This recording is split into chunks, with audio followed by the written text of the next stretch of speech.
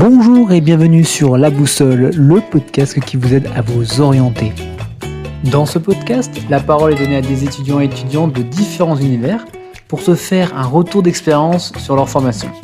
Cela permettra peut-être de répondre à tes questions que tu te poses pour trouver ta voie. Sans plus tarder, place à l'invité du jour. Bonjour Florian. Bonjour Antoine. Bienvenue dans ce podcast et merci d'être venu. Je te laisse te présenter auprès de l'auditoire. Moi, comme Antoine l'a dit, je m'appelle Florian. J'ai fait avant un bac S à Nantes et ensuite j'ai poursuivi toujours à Nantes en licence de droit. Donc une licence de droit avec un parcours un peu spécial sur les questions européennes, donc qui s'appelle Parcours Europe, qui est unique à Nantes. Et ça m'a conduit à faire également une année en Allemagne. Je suis actuellement à Sciences Po Strasbourg en 4e année d'études européennes. Très bien, on va revenir tout de suite à ta formation plus dans le détail. Tout d'abord, tu as fait quoi comme spécialité au lycée ? Alors au lycée, il y a la seconde qui est générale, et donc après je suis parti en filière scientifique pour plusieurs raisons. Tout d'abord parce que j'avais quand même des notes assez correctes en sciences et que je voulais me laisser j'avais une petite idée derrière moi, c'était de vouloir être pilote.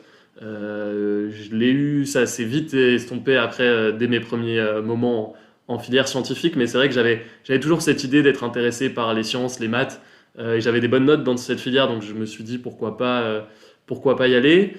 Et surtout, en fait, j'étais dans un lycée qui était très scientifique, donc il y avait 8 classes de S, 2 classes de ES et une demi-classe de L, et donc c'était un peu la voie toute faite dans ce lycée. Et est-ce que tu penses en venant d'arrêt, tu penses que c'est la plus adaptée à ce que tu as fait après le bac ? Non, c'est pas du tout la plus adaptée avec ce que j'ai fait après le bac. Loin de là, j'aurais, je pense, plus dû faire ES. Je trouve que ça m'a apporté beaucoup de choses très différentes et une ambiance de classe très différente avec des gens qui voulaient faire des choses totalement différentes par rapport à moi, parce que moi, après, je voulais plus m'orienter dans droit, histoire, sciences politiques, alors que les 90% de ma classe voulaient plutôt être dans des filières scientifiques après en études universitaires. Donc, c'était aussi intéressant d'avoir cette émulation, même si ça n'a pas été toujours facile au niveau des notes, de la charge de travail. Très bien. Parlons maintenant un peu plus de comment se sont déroulées tes différentes étapes de formation, sur un peu plus dans ce détail. Déjà ta première année. Alors j'ai été à Nantes, où j'ai fait une licence droit Parcours Europe, donc à l'université de Nantes. Donc la première année elle s'est déroulée assez sportivement, je vais dire, parce que j'avais la licence de droit, qui était à peu près 17-18 heures par semaine, donc une licence de droit classique avec quelques cours en moins, plus 15 heures en fait consacrées au Parcours Europe, donc qui faisait j'allais dans toutes les différentes filières de l'université, pour les cours d'histoire dans la faculté d'histoire, pour les cours d'économie dans la faculté d'économie et pour les cours de langue dans la faculté de langue, ce qui faisait que j'avais énormément de cours très différents les uns des autres, que ce soit déjà la licence de droit qui est pour la première année très dure, la deuxième année aussi, mais avec d'autres cours à côté qui faisaient qu'en fait je voyais des matières très diverses. Et donc c'est ça qui était enrichissant, mais qui était assez compliqué pour ma première année, sachant que c'est pas du tout les mêmes attendus qu'au lycée, qu'il y a beaucoup de monde. Donc c'est vrai que c'était assez sport, mais je trouve que c'est quand même très formateur pour l'entrée dans les études supérieures. Et tu parlais de sortie, est-ce que tous les différents endroits où tu étudiais c'était au même endroit ? Oui, alors c'était au même endroit, c'était sur le campus de l'université de Nantes, mais D'accord. vraiment il fallait changer de bâtiment et traverser l'université pour aller. Tu avais un cours un peu différent. Voilà, c'est ça, pour aller dans les différents. Donc des fois ça créait un petit peu, quand on avait un cours qui finissait à 10h dans une des facultés et on avait un cours à 10h dans une autre faculté, c'était toujours un peu sport. Et tu parlais qu'il y avait beaucoup de monde, comment ça évolue au fur et à mesure des années ? Alors la licence de droit c'est un petit peu particulier parce qu'on a quand même un fort taux d'échecs, ou plutôt de gens qui se réorientent aussi. Je sais que moi, en licence de droit, ils nous le disaient à la réunion d'entrée à Nantes, quand j'ai fait ma licence 1 dans le premier amphi. Donc là, c'est assez marrant parce qu'on est en licence 1, il me semble qu'on était entre 900 et 1000. Et ils nous disent, c'est triste à dire, mais il y aura seulement 40% d'entre vous qui vont passer à l'année supérieure. Très vite, c'est vrai que les amphis se vident, parce qu'il y a des gens qui se rendent très vite compte que le droit n'est pas fait pour eux, ou certains qui sont encore en attente d'être pris dans d'autres formations. Et vu que le droit, il n'y a pas de sélection à l'entrée, la sélection se fait un peu au cours de la première année, notamment du premier semestre, où c'est vrai que les notes sont assez basses. Il ne faut pas s'attendre à des très bonnes notes du premier semestre. J'imagine que ça a dû un peu perturber au début. C'est ça, exactement. C'est vrai que après les notes qui sont plutôt correctes au lycée, ça fait vite comprendre qu'on a changé d'échelle. Très bien. Et après, tu me disais que tu étais allé en Allemagne. C'est ça. Alors Ok. j'ai fait, Et qu'est-ce que tu as fait là-bas? j'ai fait un Erasmus, donc j'ai fait 2 ans de licence à Nantes, et donc j'ai fait ma 3e année, donc l'année dernière en Allemagne à Passau, donc l'université de Passau, qui est une petite ville en Bavière avec 55 000 habitants. Et donc c'était une année classique en Erasmus, avec du coup moi j'étais dans la faculté de droit en Allemagne, avec voilà, des cours plutôt de droit, mais aussi d'allemand. Trop bien. Et qu'est-ce que ça t'a apporté? Alors ça m'a apporté, qu'est-ce que ça m'a apporté? De vivre à l'étranger un an. Après c'était un petit peu plus compliqué avec le Covid, parce que du coup j'avais cours en ligne, tout était fermé.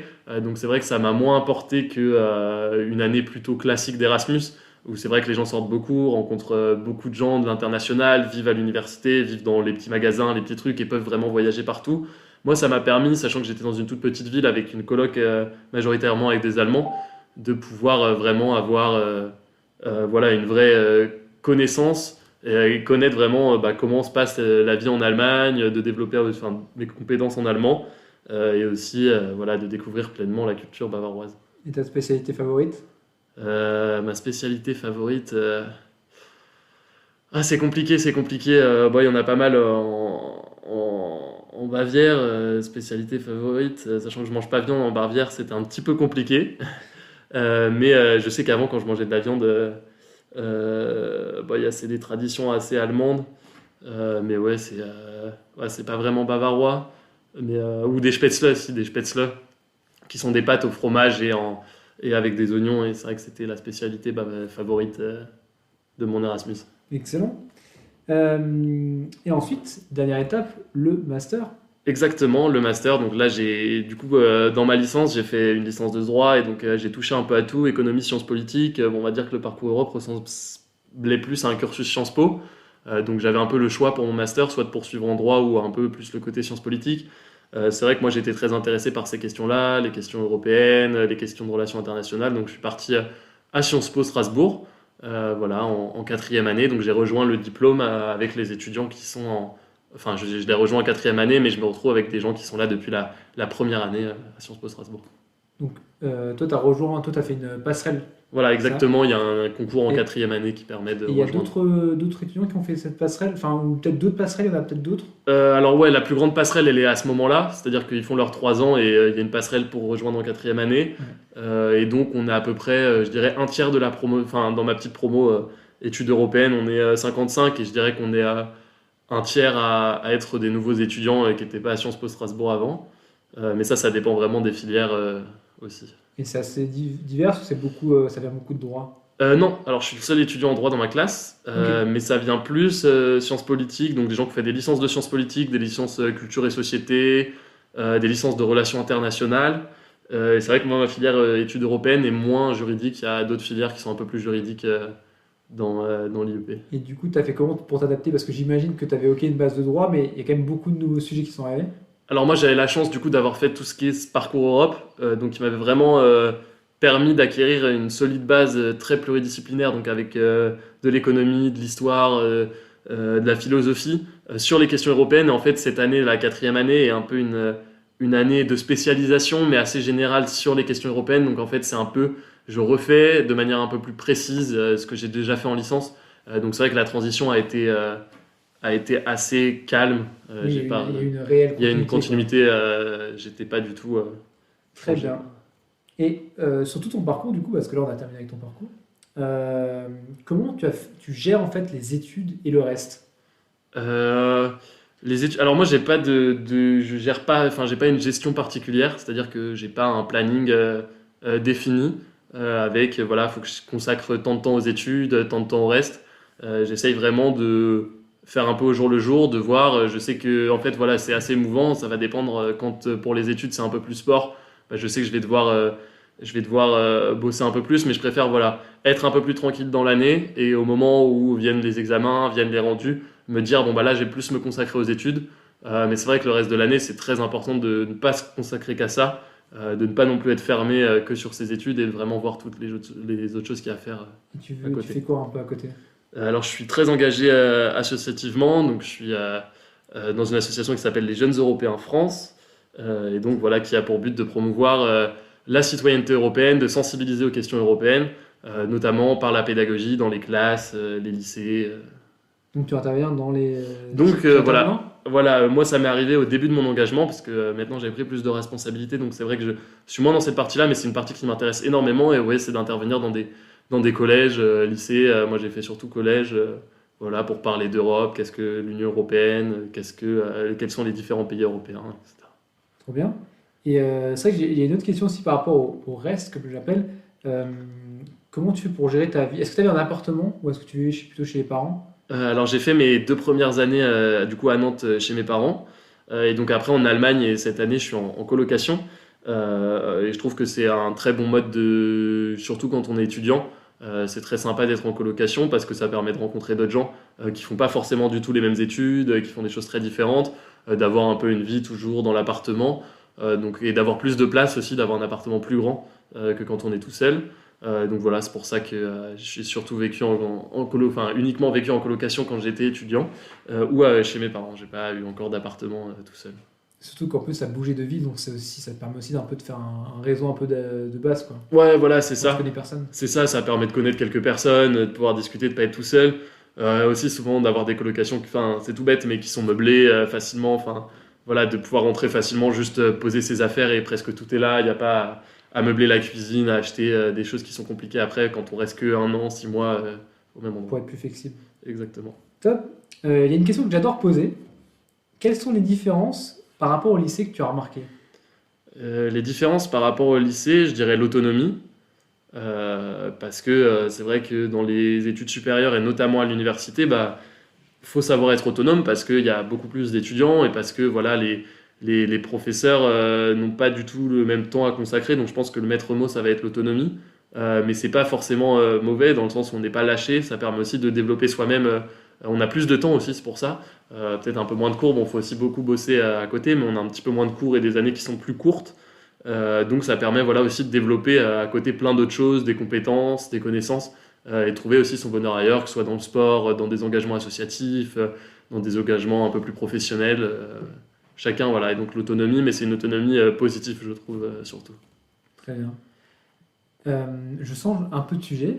Revenons à la fin de tes études. Qu'est-ce qui peut être fait à la fin de tes études de ce parcours sciences politiques et questions européennes? Quels sont les débouchés? Alors les débouchés de mon parcours, elles sont assez diverses. Donc moi, je suis plus dans tout ce qui est affaires et questions européennes. Donc ça va être pour travailler, ça peut être à plusieurs échelles, à l'échelle locale, donc tout ce qui va être compétences européennes au local, donc gestion de projets européens, relations internationales ou européennes dans une commune, dans une communauté de communes ou même d'autres collectivités territoriales. Ça peut être au niveau national, travailler, je sais pas, dans des cabinets de conseil, en relations européennes, voilà, ou évidemment au niveau européen. Donc dans les administrations européennes ou nationales, sur toutes les questions européennes qui sont des sujets très divers, mais ça peut être à la fois dans le public, mais aussi dans le privé, donc dans tout ce qui est plus cabinet de conseil, entreprises qui recherchent en chargé d'affaires européennes, des choses comme ça. Et est-ce qu'on peut devenir président? Je pense qu'on peut devenir président avec chaque filière. C'est sûr que on voit plus des gens de sortir de filières un peu plus type droit, sciences politiques. Donc c'est sûr qu'on est peut-être plus sensibilisé à ces questions, mais je pense que faut pas du tout fermer la porte aux autres filières parce qu'au contraire ils n'auront pas fait ça toute leur vie, donc ils auront peut-être connaissance ils auront vu plus de choses que nous. Voilà, donc pour ceux qui veulent être président ou présidente et qui nous écoutent, vous avez la réponse. Passons maintenant à la partie un peu conseil. Quels seraient les 3 conseils bonnes pratiques que tu donnerais pour justement réussir dans cette filière autour des sciences politiques? Je pense que le premier conseil, c'est d'être curieux. C'est-à-dire qu'il ne faut pas se limiter uniquement aux cours. C'est-à-dire que les cours vont être intéressants, mais ça va être quand même parfois très théorique. Et donc, voilà, faut développer sa curiosité en lisant des livres, en allant à des conférences à côté. Donc ça, c'est vraiment important. Je pense que la deuxième, c'est peut-être l'investissement personnel dans autre chose. Parce que maintenant il y a beaucoup de gens qui veulent faire de la science politique, beaucoup de gens qui veulent faire du droit ou des choses comme ça, mais il n'y a pas non plus autant de poursuites de carrière possibles forcément derrière. Tout le monde ne devient pas député, assistant parlementaire ou travailler dans des ministères. C'est quand même des postes qui sont très sélectifs, qui demandent parfois des concours. Et donc voilà, il faut savoir développer aussi autre chose à côté de ses études pour pas se limiter uniquement aux connaissances théoriques. Et je dirais la troisième, la persévérance et voilà, pour toujours continuer à s'accrocher et à essayer d'aller au bout de ce qu'on a envie de faire parce qu'il n'y a aucune porte, je pense, pour moi qui est réellement fermée. Merci très bien pour ces conseils, c'était super précis. Et on finit, comme toujours, avec l'anecdote. Je te laisse la parole. L'anecdote, je pense que la meilleure anecdote de mes études, c'était pendant ma première année. Donc l'association étudiante de mon parcours organisait en fait une course en stop dans toute l'Europe. Donc j'ai pu faire cette course en stop qui partait de Nantes pour aller à Ljubljana en Slovénie. Et donc voilà, ça a duré 3 jours. On est parti en stop donc avec une équipe, c'était par équipe, on était différentes équipes, mais totalement en autonomie pendant ces 3 jours-là. Et moi je suis parti avec 2 copains et donc on a traversé l'Europe en stop, ce qui nous a permis de faire pas mal de rencontres, quelques galères aussi.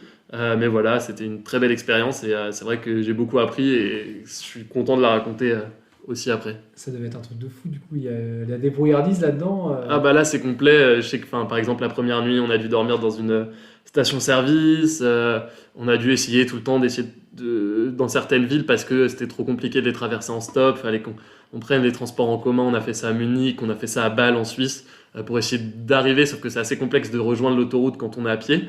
Donc voilà, c'était essayer de trouver comment on peut passer derrière pour justement pas marcher sur l'autoroute, ce qui est évidemment interdit.